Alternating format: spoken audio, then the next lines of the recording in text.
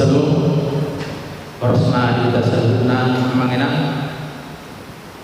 Porgino atau utama pertanyaan anta di bagas tapi alam ini tapas sonang maro haru berata martang yang mengita di bagas alam tapi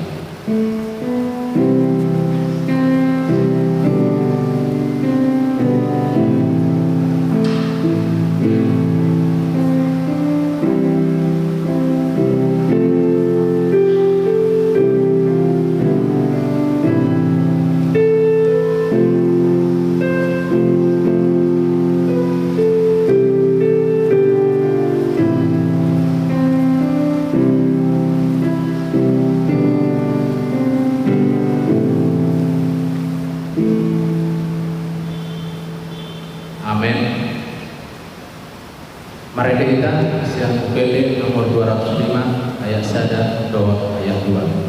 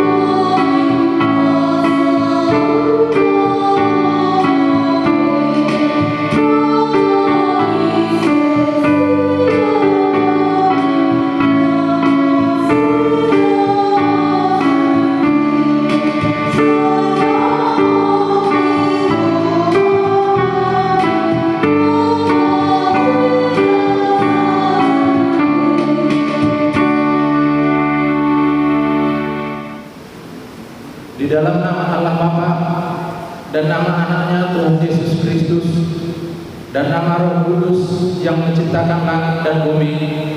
Amin.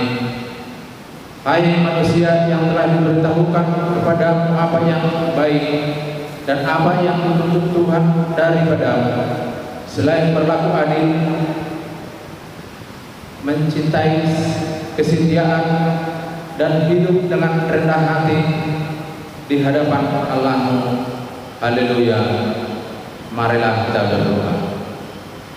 Ya Tuhan Allah yang Maha Kuasa dan Maha Pengasih, kami merendahkan diri di hadapan-Mu dan memohon penuhi dan terangilah hati kami dengan Roh-Mu, supaya kami semakin membenci dosa kami dan mulai merindukan firman-Mu yang kudus.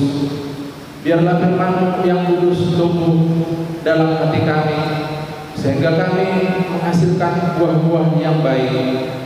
Kami mohon semuanya itu karena Tuhan Yesus Kristus Tuhan kami. Amin. Firman Tuhan yang menjadi epistel kita tertulis di dalam ayat 42 ayat 7 sampai ayat 17. Demikian firman Tuhan. Setelah Tuhan mengucapkan firman itu kepada Ayub, maka firman Tuhan kepada Elifas, orang teman mukaku, menyala terhadap engkau dan terhadap kedua sahabatmu, karena kamu tidak berkata benar tentang aku seperti hamba-Ku Ayub.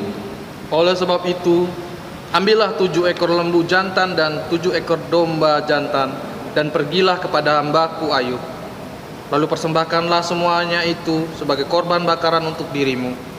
Dan baiklah hamba-Ku Ayub meminta doa untuk kamu, karena hanya permintaannya lah yang akan kuterima, supaya aku tidak melakukan aniaya terhadap kamu.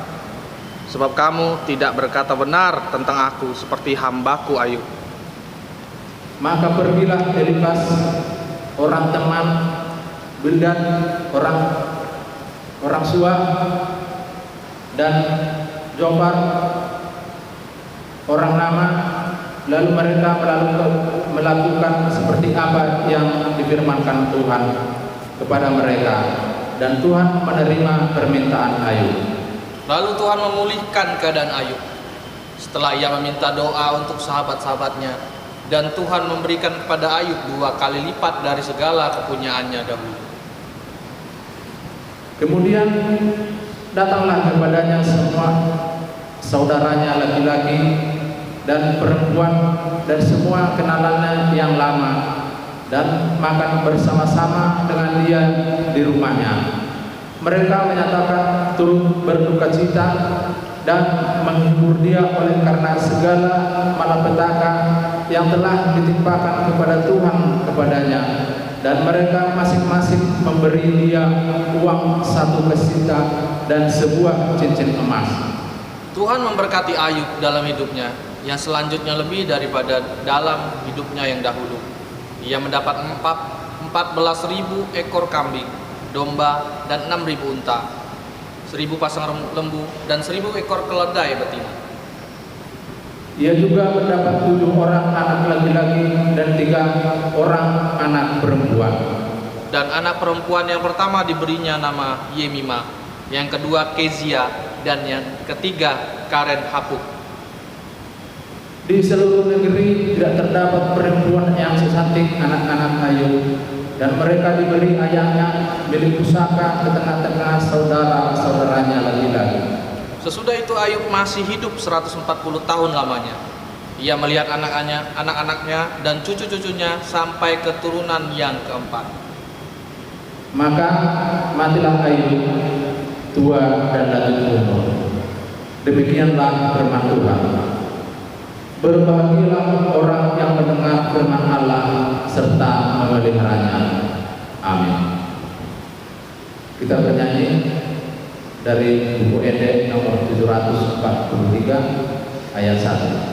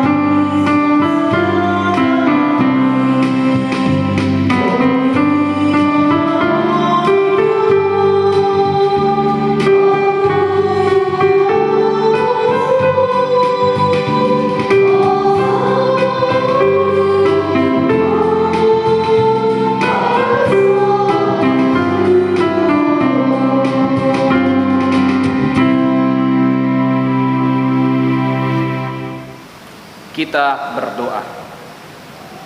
Terima kasih Tuhan untuk kasih setiamu pada malam hari ini.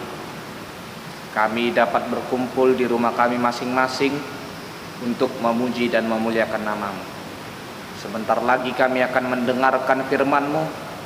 Pakai hati dan pikiran kami, agar kami dapat mendengar dan menerapkan firman-Mu di dalam kehidupan kami masing-masing. Berfirmanlah Engkau Tuhan, karena kami telah siap mendengar. Di dalam nama anak-Mu Tuhan Yesus Kristus Juru Selamat kami yang hidup. Amin.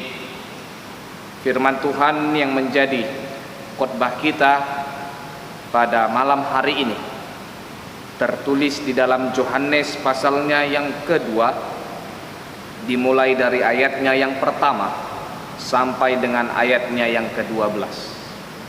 Yohanes pasalnya yang kedua, dimulai dari ayatnya yang pertama sampai dengan ayatnya yang ke-12. Saya akan membacakannya kepada kita semua. Kita mengikuti di dalam hati kita masing-masing. Demikianlah firman Tuhan. Pada hari ketiga ada perkawinan di Kana yang di Galilea, dan ibu Yesus ada di situ. Yesus dan murid-muridnya diundang juga ke perkawinan itu. Ketika mereka kekurangan anggur, ibu Yesus berkata kepadanya, "Mereka kehabisan anggur." Kata Yesus kepadanya, "Mau apakah engkau daripadaku, ibu? Saatku belum tiba." Tetapi ibu Yesus berkata kepada pelayan-pelayan, "Apa yang dikatakan kepadamu, buatlah itu." Di situ ada 6 tempayan yang disediakan untuk pembasuhan menurut adat orang Yahudi. Masing-masing isinya 2-3 buyung. Yesus berkata kepada pelayan-pelayan itu, "Isilah tempayan-tempayan itu penuh dengan air." Dan mereka pun mengisinya sampai penuh. Lalu kata Yesus kepada mereka, "Sekarang cedoklah dan bawalah kepada pemimpin pesta." Lalu mereka pun membawanya. Setelah pemimpin pesta itu mengecap air yang telah menjadi anggur itu, dan ia tidak tahu dari mana datangnya. Tetapi pelayan-pelayan yang mencedok air itu mengetahuinya. Ia memanggil mempelai laki-laki dan berkata kepadanya, "Setiap orang menghidangkan anggur yang baik dahulu, dan sesudah orang puas minum, barulah yang kurang baik. Akan tetapi engkau menyimpan anggur yang baik sampai sekarang." Hal itu dibuat Yesus di Kana yang di Galilea sebagai yang pertama dari tanda-tandanya. Dengan itu ia telah menyatakan kemuliaannya, dan murid-muridnya percaya kepadanya. Sesudah itu Yesus pergi ke Kapernaum bersama-sama dengan ibunya dan saudara-saudaranya dan murid-muridnya, dan mereka tinggal di situ hanya beberapa hari saja. Demikianlah firman Tuhan. Shalom Bapak Ibu saudara-saudari sekalian. Saudara-saudari yang dikasihi oleh Tuhan kita Yesus Kristus, perkawinan adalah suatu momen yang sangat spesial dan tak terlupakan dalam setiap orang. Itulah sebabnya setiap orang melihat setiap orang yang hendak menikah dan mempersiapkan hari bersejarah itu dengan sangat matang, dengan tidak ada yang tidak baik. Semua dipersiapkan dari awal sampai dengan akhir, merupakan suatu perencanaan yang sangat baik. Dan terkadang orang-orang di masa sekarang melihat event-event tersebut menjadi suatu peluang untuk menciptakan suatu pekerjaan. Terkadang kita melihat ada istilah event organizer atau IO, yang di mana mereka menangani atau mempersiapkan acara-acara perkawinan, dan itu membuat mereka dan menyatakan bahwasannya perkawinan tersebut merupakan hal-hal yang sangat baik dan sangat sakral. Maka semuanya akan menjadi baik. Tak terkecuali juga bagi bangsa Israel, perkawinan juga merupakan salah satu yang sangat disakralkan. Mereka sangat menghargai dan menghormati perkawinan, karena perkawinan itu kudus di hadapan Tuhan. Orang-orang Yahudi memiliki suatu kebudayaan dengan menggelar pesta perkawinan secara besar-besaran dengan mengundang banyak orang. Bahkan acara tersebut mereka gelar selama beberapa hari, yang menunjukkan bahwasannya pesta perkawinan tersebut adalah pesta yang sangat spesial, pesta yang sangat kudus, pesta yang sangat disakralkan.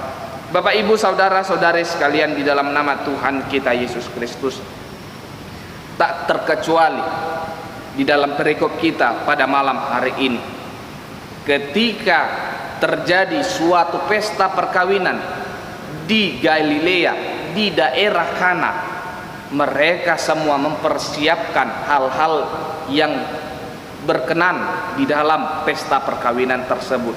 Tetapi ketika mereka sudah mempersiapkan hal-hal tersebut, ada yang menjadi suatu kendala, yang menjadi suatu pergumulan mereka di dalam pesta perkawinan tersebut. Apa itu? Ya, kekurangan anggur. Di dalam adat Yahudi, di dalam pesta perkawinan orang-orang Yahudi. Anggur memiliki nilai yang sangat mahal. Anggur memiliki nilai kebudayaan yang sangat tinggi. Sehingga apa? Ketika orang-orang Yahudi kekurangan anggur, maka mereka sangat ketakutan. Ketakutan karena apa? Karena mereka takut, sangat malu, karena mereka takut dipermalukan oleh orang-orang yang diundang mereka. Bapak, Ibu, saudara-saudari sekalian, bukankah mereka telah mempersiapkan segala sesuatunya dengan baik? Namun ini menunjukkan bahwa manusia memiliki keterbatasan. Rencana dan rancangan manusia tidak ada yang sempurna. Kegagalan adalah buktinya. Namun di dalam Ayub 42 ayat 1 yang mengatakan, tidak ada rencanamu yang gagal.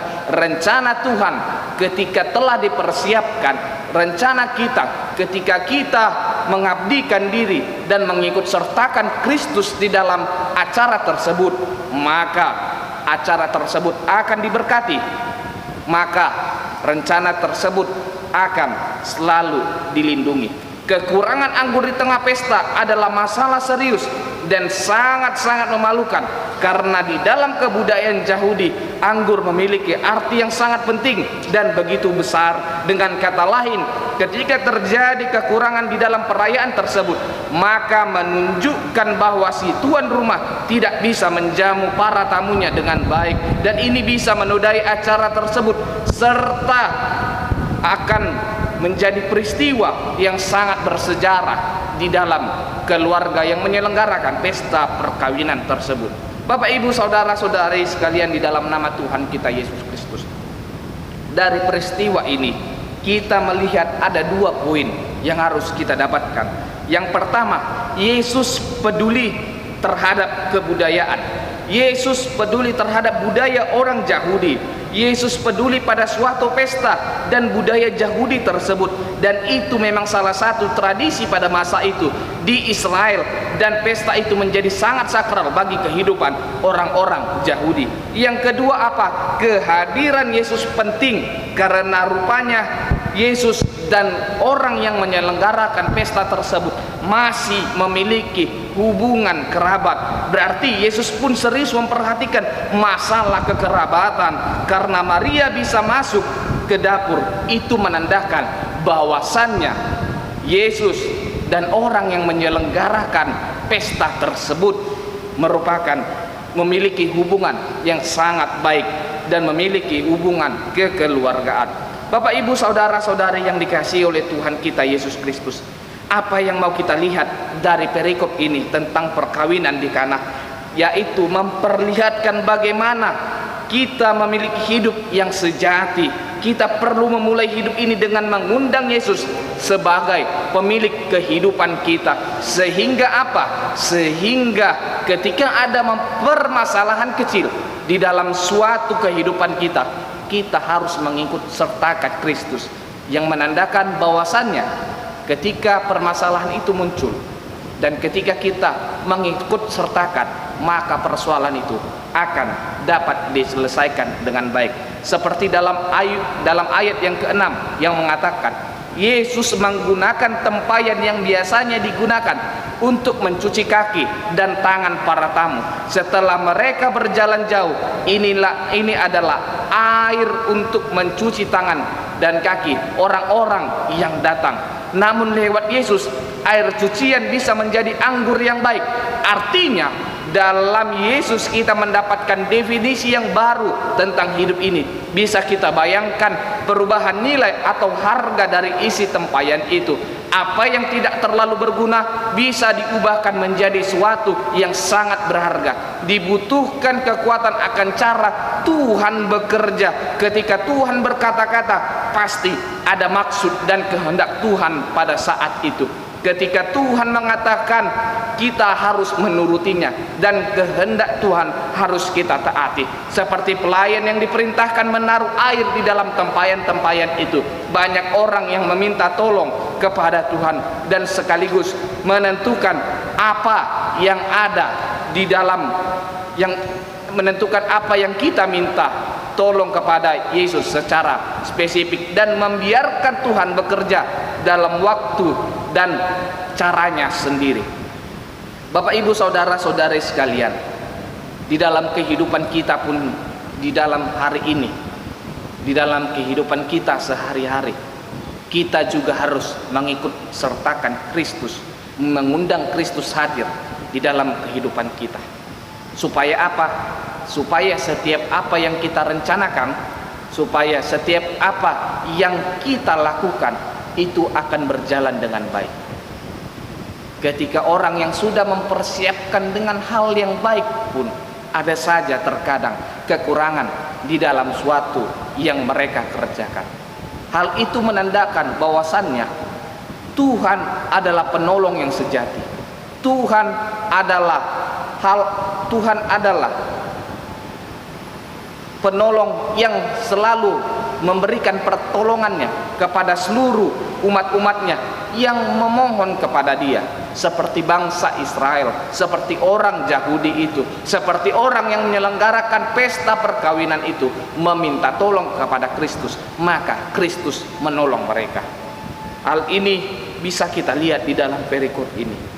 Oleh karena itu, bagaimanapun kualitas hidup kita saat ini, apakah kita sedang merasa bahagia karena keberhasilan, atau kita sedang mengalami kesedihan dengan apa yang kita dapat akan hidup ini, tetapi hal itu bukan menjadi kehidupan sejati jika tidak Tuhan yang pegang kendali akan kehidupan kita.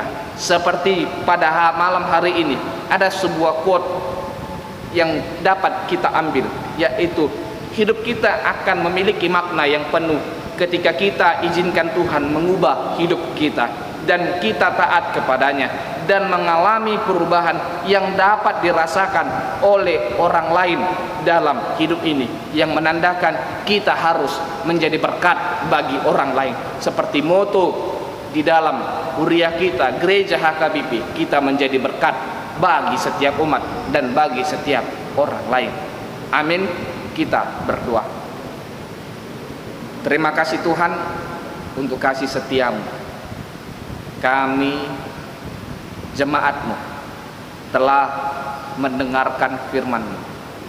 Biarlah firman-Mu itu Tuhan melekat di dalam kehidupan kami, agar kami dapat mengikut sertakan Tuhan di dalam kehidupan kami, agar kami dapat selalu menyertai dan memohon perlindungan daripada-Mu. Ya Tuhan Allah Bapa kami memohon kepada-Mu, berkati seluruh jemaat-Mu, berkati seluruh jemaat-Mu dimanapun mereka berada. Ketika mereka di dalam keadaan sakit, sembuhkanlah mereka Tuhan. Ketika mereka di dalam keadaan bekerja, berkati mereka, bimbing mereka Tuhan, agar setiap apa yang mereka kerjakan menjadi buah di dalam kehidupannya.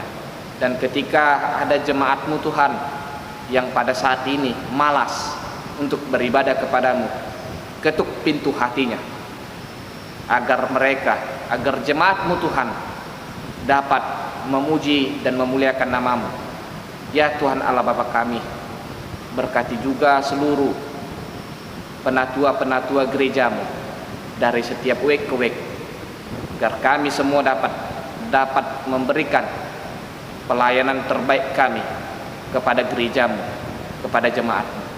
Ya Tuhan Allah Bapa kami, hanya kepadamu kami memohon dan berserah. Di dalam nama anak-Mu Tuhan Yesus Kristus, Juru Selamat kami yang hidup. Amin. Kita bernyanyi dari buku Ende nomor 216 ayat 2.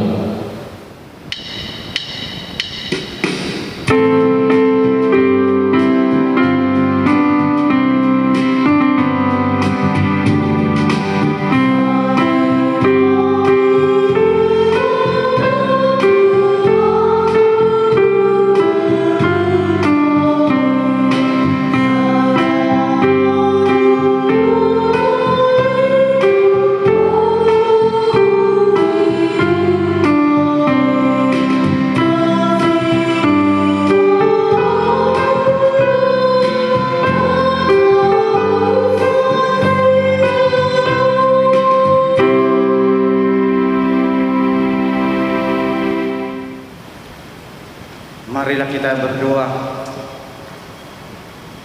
Ya Allah, Bapa kami yang bertata di kerajaan surga, puji syukur dan terima kasih kami persembahkan kehadapan Tuhan, di mana pada saat ini kami bisa merasakan kasih karunia yang senantiasa Tuhan berikan kepada kami.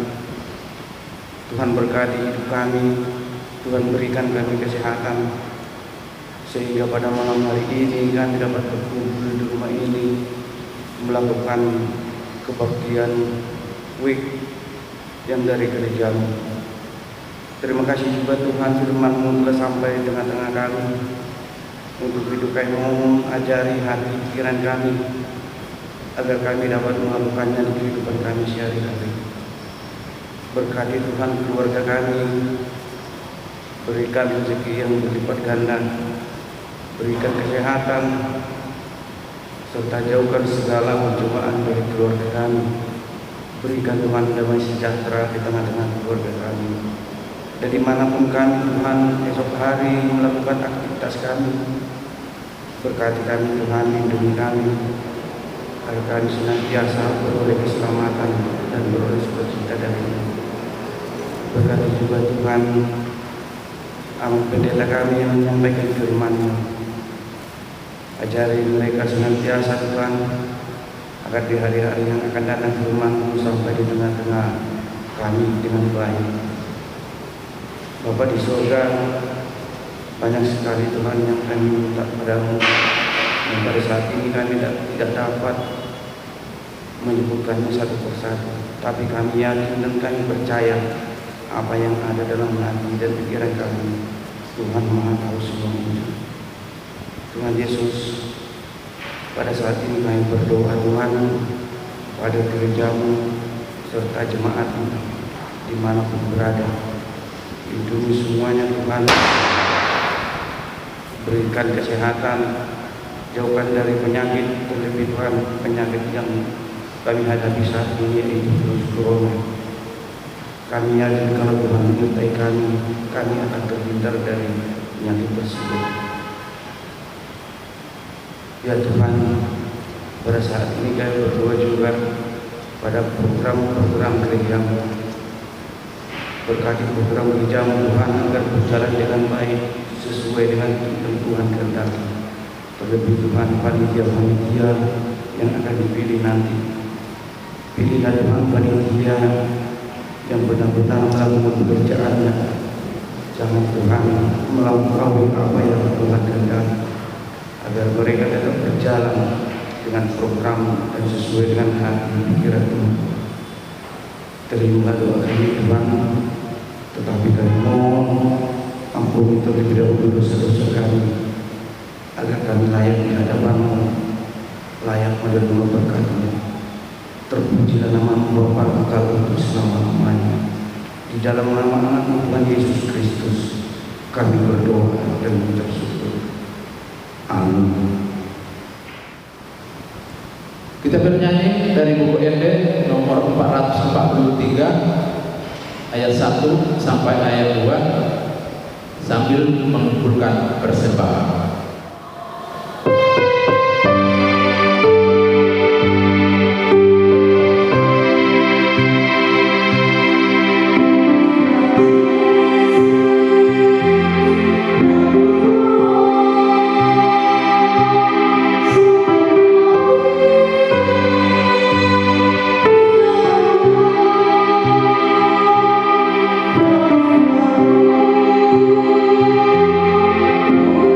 Oh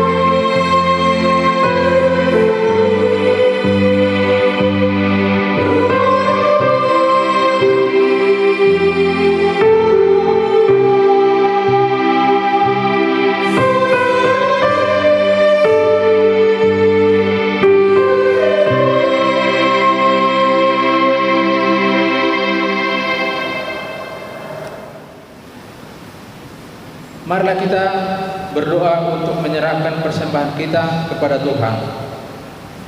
Ya Allah Bapa kami yang di surga, kami mengaku bahwa Tuhan adalah sumber dari segala karunia yang melimpah di dalam kehidupan kami masing-masing. Sebagian daripada karunia itu kami serahkan kembali sebagai persembahan kepada Tuhan. Terimalah dan berkatilah persembahan umat-Mu ini, agar dapat kami pergunakan untuk pekerjaan dan pelayanan kerajaan Tuhan di dunia ini. Bukalah hati kami untuk mengenal betapa banyak berkat dan karunia yang kami peroleh dari Tuhan, supaya kami senantiasa bersyukur kepada-Mu di dalam nama Yesus Kristus Tuhan kami. Amin. Bapa kami yang di surga, dikuduskanlah nama-Mu, datanglah kerajaan-Mu, jadilah kehendak-Mu di bumi seperti di surga. Berikanlah kami pada hari ini makanan kami yang secukupnya, dan ampunilah kami akan kesalahan kami, seperti kami juga telah mengampuni orang yang bersalah kepada kami. Dan janganlah bawa kami ke dalam percobaan, tetapi lepaskanlah kami daripada yang jahat. Karena Engkau yang punya kerajaan dan kekuasaan dan kemuliaan sampai selama-lamanya. Amin. Kasih karunia Tuhan Yesus Kristus dan kasih Allah dan persekutuan Roh Kudus menyertai kita semuanya. Amin.